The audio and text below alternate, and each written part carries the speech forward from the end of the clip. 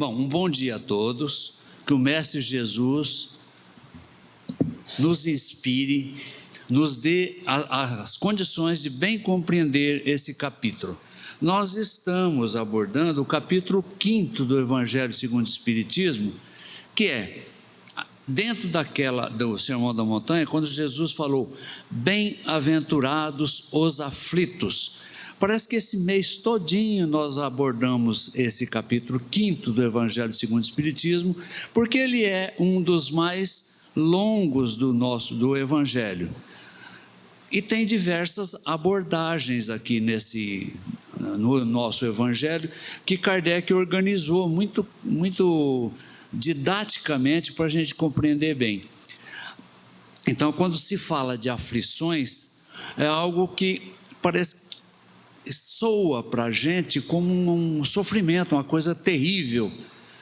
Mas a primeira coisa que a gente tem que pensar é que aflições fazem parte da nossa existência. Desde o primeiro momento, quando a gente acaba de nascer, já começam as aflições e dali não param mais. Por quê? O primeiro jato de ar, de oxigênio que penetra no pulmão do recém-nascido é um impacto terrível, porque ele estava num conforto dentro do ventre da mãe e de repente vem aquele jato e sufoca, abre o pulmão dele para que daí para frente ele comece a puxar o oxigênio. Então dali para frente começa o corpo por si mesmo as suas aflições, porque é um estresse aquele momento. Tanto é que o recém-nascido, ele chora, ele solta o gás, solta todo aquele excesso de coisas que ele estava guardando com ele. Solta aquilo tudo e começa. E dali para frente, depois de nascido, depois de regularizada essa situação de ter vindo à luz, começam as crises, que é a formação da flora intestinal. Bom, todo mundo sabe que a criança passa por um período até os 2 anos de muita formação, e ela chora desesperadamente. Isso não é aflição? Claro que é aflição. Então, as nossas aflições têm que ser entendidas como esse viver nosso.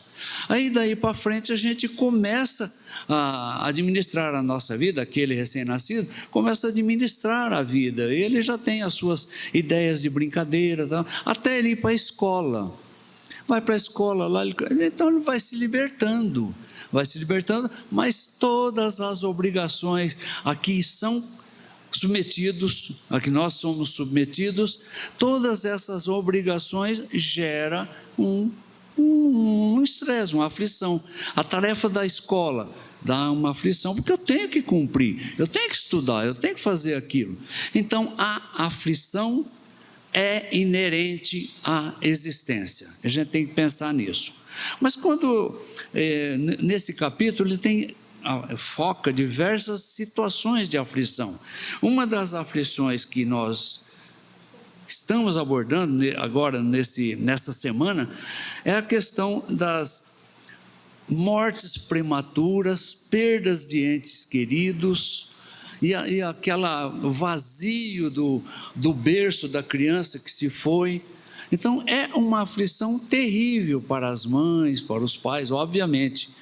Mas se a gente pensar bem, a gente começa a pensar, a imaginar que se uma criança desencarna em tenra idade, não começou nem a vida ainda, e gera aquele desespero dos pais, a gente começa a pensar, será que Deus é justo?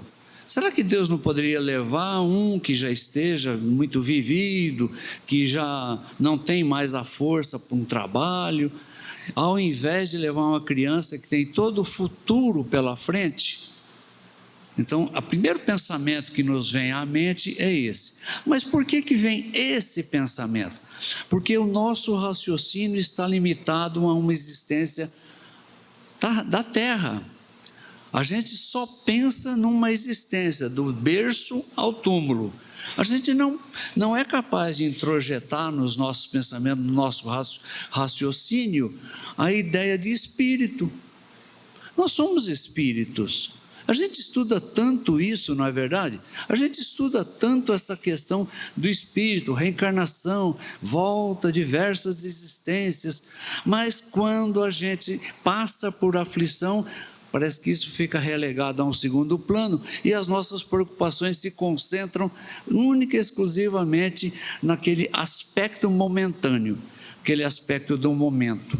Então, se a gente fica preso a isso, a gente sofre muito. A gente sofre muito, porque a primeira coisa que a gente tem que pensar é que a vida é repleta de dores, de dificuldades, de desafios a serem superados, de situações a serem passadas, superadas e administradas. Então, esse é o propósito da vida. É com isso que nós vamos amadurecendo. Nós só amadurecemos com a experiência que vamos adquirindo. Então, ao longo dos anos, a nossa experiência vai se ampliando e nós vamos entendendo melhor a vida. Mas quando ocorre de um espírito desencarnar tão jovem assim, é a vontade de Deus. Se eu sou espírito, estou pensando nisso, eu estou também crendo que Deus administra todo o processo do universo. Então é Deus que está no comando, mas eu esqueço isso e quero estar sempre no comando. Então, quando a gente tem essa situação, a primeira coisa é avivar a nossa fé. Avivar, ter certeza de que nós somos espíritos aqui reencarnados para um período específico de experiências, para nós ganharmos um entendimento melhor e voltarmos ao plano espiritual. Continuamos a nossa vida, que a vida é contínua, nós somos espíritos eternos, não vamos acabar nunca, mas o que mantém a gente pensando sempre é que a morte encerrou um período e acabou. Não acabou, a gente tem que orar por aquele espírito que veio e saiu então tenra idade, porque é o projeto de vida dele, é o projeto da reencarnação dele. Talvez seja uma necessidade daquele espírito, talvez seja uma necessidade dos pais de terem aquele filho e ele sair tão novo assim, embora, talvez seja tudo isso.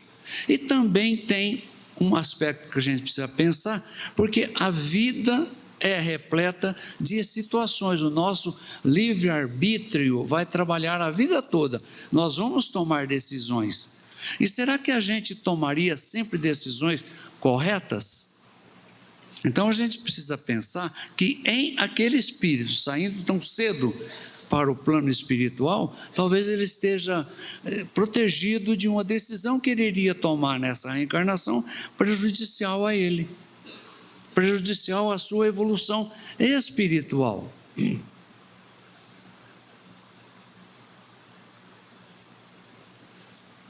É esse um aspecto que a gente sempre deixa para segundo plano, aquela sensação de que somos espíritos e que as coisas acontecem, às vezes, fora do nosso controle. Mas o que está instalado em nós, no nosso raciocínio, é aquele pensamento egoísta de controlar tudo. Vamos dar um exemplo. A criança, quando vai para a escola, a mãe e o pai perdem o controle dessa criança naquele período que está na escola. Ele está lá, ele está sob controle, porque ainda não tem iniciativa própria, mas está sob o controle de outras pessoas, os professores, os colegas, e ali ele está convivendo, está crescendo. Bem, esse filho vai crescendo, se torna adolescente, ganha o seu dinheiro, trabalha, compra uma moto, e a gente não tem mais controle. A gente não tem controle desse espírito, desse nosso filho que parte para o mundo. Então, quantos acidentes de motociclistas acontecem e que deixam as mães tão desesperadas? O desespero é pela passagem, pelo desencarne daquele nosso espírito filho. Mas a gente precisa se conformar e não ficar eternamente descontrolado, eternamente lamentando aquilo, porque a gente vai prejudicar ele, o próprio espírito que está no plano espiritual, ligado em pensamento a nós. Então, o que a gente tem que pensar é que ele está presente, lembrar dele sempre com aquele sorriso, com aqueles momentos de alegria, e orar por ele, para que a vida no plano espiritual para ele seja uma vida mais amena, mais clara, mais tranquila, porque ele continua o seu aprendizado, ele continua intercambiando ideias conosco. Mas é isso que a gente não passa pela nossa imaginação, e a gente deixa crescer esse desespero nosso. Então é preciso que a gente se acomode, reflita muito, faça as nossas orações e esteja sempre incluindo aquele nosso filho nas nossas orações. Aí nós vamos estabelecer uma certa serenidade, mas aquele vazio continua, porque ele era filho, estava aqui, mas ele continua ligado a nós como filho no plano espiritual. Não está aqui presente, mas está em pensamento, está em vibrações positivas conosco.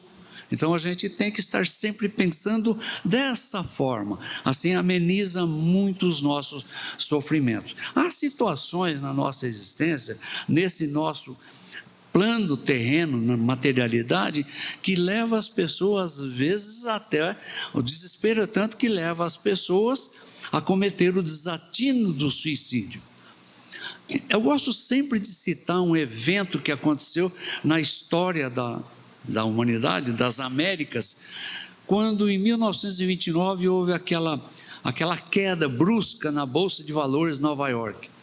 Aquilo foi uma queda que influenciou toda a economia no mundo, o comércio, tudo foi influenciado. Aquilo refletiu aqui no Brasil, porque a gente tinha só plantação de café, gente teve que queimar cafeeiros, eliminar aquela cultura, porque o comércio parou de comprar aquele produto, era uma commodity. E aqueles investidores que perderam bilhões na Bolsa de Nova York, muitos deles se jogaram de cima do prédio onde tinha seus escritórios, suicidando-se. Desespero tão grande dessa forma, eles não tinham cabeça ou capacidade de continuar administrando o processo da falência. E o que aconteceu na história nos anos seguintes? Olha, aquele episódio levou o governo americano a tomar providências e criar frentes de trabalho para retificar rios, fazer uma série de coisas. Isso iniciativa do governo. 2 anos depois, a economia estava pujante e crescendo. Então, aquele momento que levou muitos empresários ao desespero foi superado. E esses empresários, aquele espírito, não teve a paciência, não teve a calma de superar isso e administrar esse processo. O mundo continuou, a industrialização continuou, os espíritos continuaram trabalhando, arrumando emprego, os encarnados, arrumando emprego, e a vida continuou normalmente. Então veja que esse episódio eu gosto de citar porque ele é muito elucidativo. Há situações na nossa vida que a gente pensa que é o fim, mas essas situações exatamente acontecem porque nós estamos amadurecidos espiritualmente o suficiente para administrar aquele processo. A perda de um filho, uma falência, a perda de um emprego, a perda de algum bem material, a gente está amadurecido o suficiente para administrar aquilo, e às vezes isso vem para nos desafiar. Por isso é que Jesus, quando falou nas bem-aventuranças, que bem-aventurados os aflitos, porque é através da aflição que nós administramos a nossa vida, o nosso processo.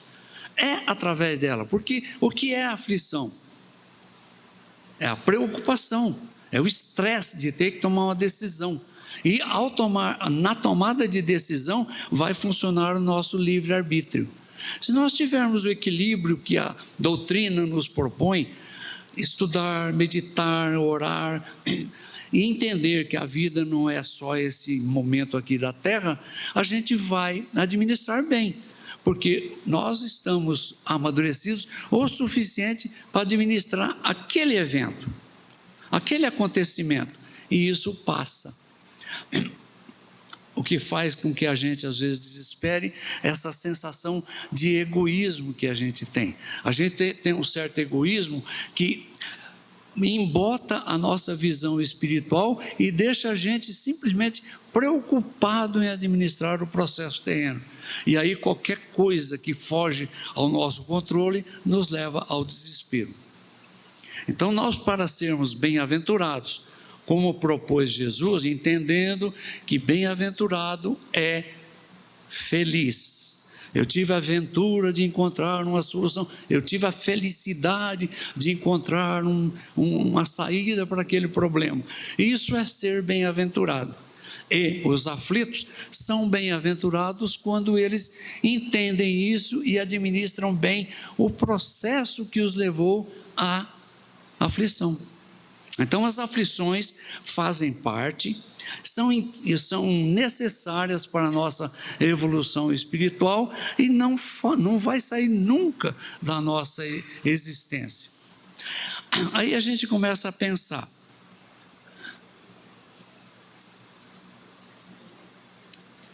quando eu desencarnar, quando no plano espiritual não terei mais aflições? Não, eu sou um espírito inteligente, eu vou continuar tendo aflições lá também, porque tem situações que lá também se reflete, mas lá eu tenho maior serenidade, obviamente, e eu tenho capacidade de entender que não tenho mais a mão e a decisão aqui na terra para resolver às vezes aquilo que me aflige.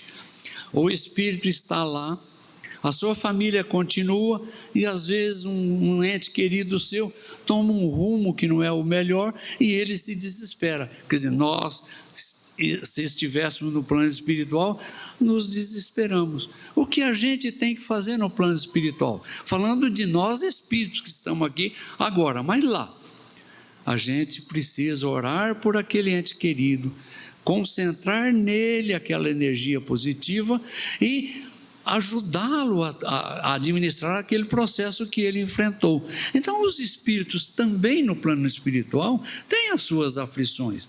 A gente vê naquele filme Nosso Lar, que mostra André Luiz lá no nosso lar, tão preocupado com a família, com o lar, a esposa, os filhos, e quando ele tem a chance, o equilíbrio suficiente, é permitido a ele voltar para visitar a família, a sua antiga casa, ele se depara com uma situação altamente desesperadora para ele, porque a esposa tinha casado de novo, tinha outro marido, os filhos tomaram o rumo deles, e ele estava praticamente ali como espírito, mostra isso no filme, ignorado. Por quê? Os espíritos tomaram o seu rumo e administrava o seu próprio processo. O que deu em André Luiz naquela situação, que o filme mostra muito bem, ele caiu em desespero. Ele caiu, a vibração dele baixou de tal forma que ele foi socorrido pelos amigos espirituais que o acompanhavam naquela visita, o acompanhavam e deram a ele a condição de reequilibrar. Foi aí que ele voltou para a sua nova morada no nosso lar, e lá ele pôde compreender tudo isso que a gente está falando. Lá ele pôde compreender que ele não tem controle sobre a vida dos outros, a vida da sua esposa, que agora era viúva e casou de novo. Ele não tem controle mais sobre isso, mas ele tem afinidade com a esposa, com os filhos, igualmente ele tinha aqui, só que não é com a administração e com a decisão para que eles tomem um rumo. Não, o rumo é de cada um, o rumo é nosso, O rumo somos nós que tomamos. Então, assim, entendendo isso e fazendo essas comparações com situações relatadas por André Luiz no nosso lar, a gente vai compreender que nós administramos o nosso próprio processo e os filhos que compõem a nossa família, o nosso lar, eles são espíritos que ou precisam do nosso concurso para eles se encaminharem, ou são espíritos que vieram aqui para nos servir de exemplo, de provas, de expiações, situações dessa linha. É só administrando tudo isso e não nos desequilibrando com tudo isso que nós vamos vencer essa aflição que o mundo nos coloca. O universo, porque a aflição faz parte de toda a nossa existência, de todo o nosso entendimento, a nossa consciência tem aflições constantemente. Só que nós temos isso, são as dores, as dificuldades, e nós damos a isso um caráter maior ou melhor de sofrimento quando nós interpretamos isso como sofrimento. Nós precisamos entender que isso vem para nós administrarmos, é alguma coisa administrada por Deus, e eu não preciso me desesperar por isso, porque faz parte do processo. Então, é entendendo isso que eu vou administrar e não vou sofrer com as situações que me acontecem. Eu vou simplesmente sofrer, ter aquela dificuldade, aquela dor, aquele entrave na minha frente.